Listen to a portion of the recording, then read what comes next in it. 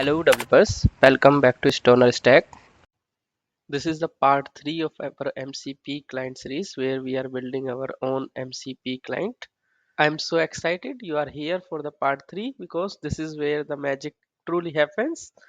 In our last video, we have successfully connected to our AI MCP server and we have used the list tool async method to see all the available tools from our MCP server.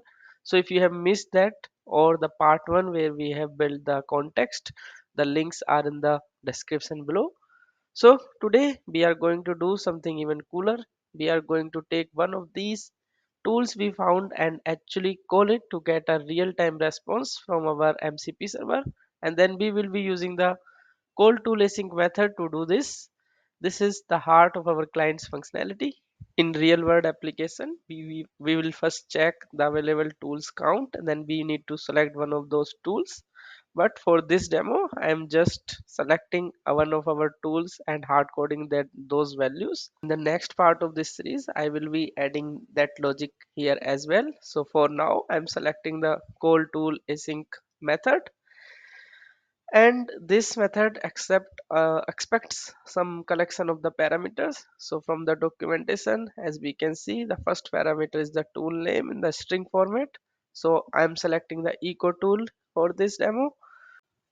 Let's provide the name in the double quotes, and then the second parameter is a dictionary, a key as a string and the value as an object.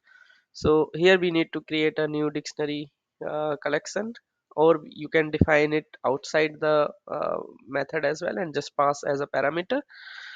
So let's define it, and from the intelligence I have selected this code, and after removing this extra code, perfect. Now the result for from the call tool async will be the tool call result object. So it is designed to give us the status and the result of the tool's execution.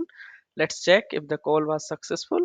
Let's take the code from the intelligence and then we will refine it.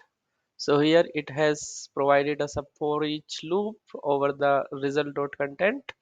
So we will just print the content type and the content the help of command line.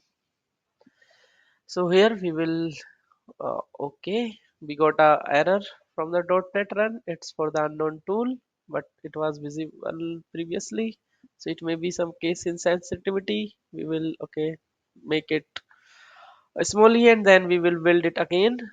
So let's once it build, we will try to do the .NET run again. It should successful now. Let's see. And okay, here we get the content type as text, but the content is not printed here, its type is printed. So let's fix it here. So instead of the toString method, we will utilize the ToAIContent method here.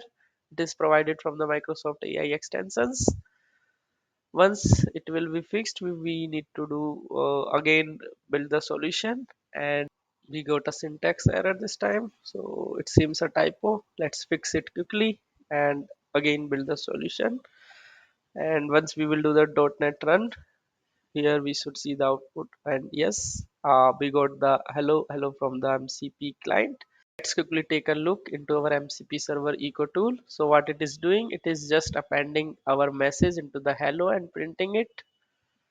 So this is what it has done. It has printed our message hello from MCP client after appending the hello. So it is working fine. So in just a few minutes, we have gone from a simple console application to a fully functional AI client that can communicate with the MCP server and call its tools. So this is a massive leap forward in our series. I hope this video gives you the confidence to start experimenting with other tools and the parameters. In our upcoming videos, we will talk about to connect this MCP client with the MCP server, which is actually fetching data from some web API. And I'll also try to include the debugging part of this MCP client because we need to resolve the errors which we come across during our development. And also we will try to integrate it with LLM models so that the result from the MCP server can be transferred as a context to the LLM model which we will connect. So stay tuned for such videos and do not forget to subscribe, comment and share my content. Thank you for watching.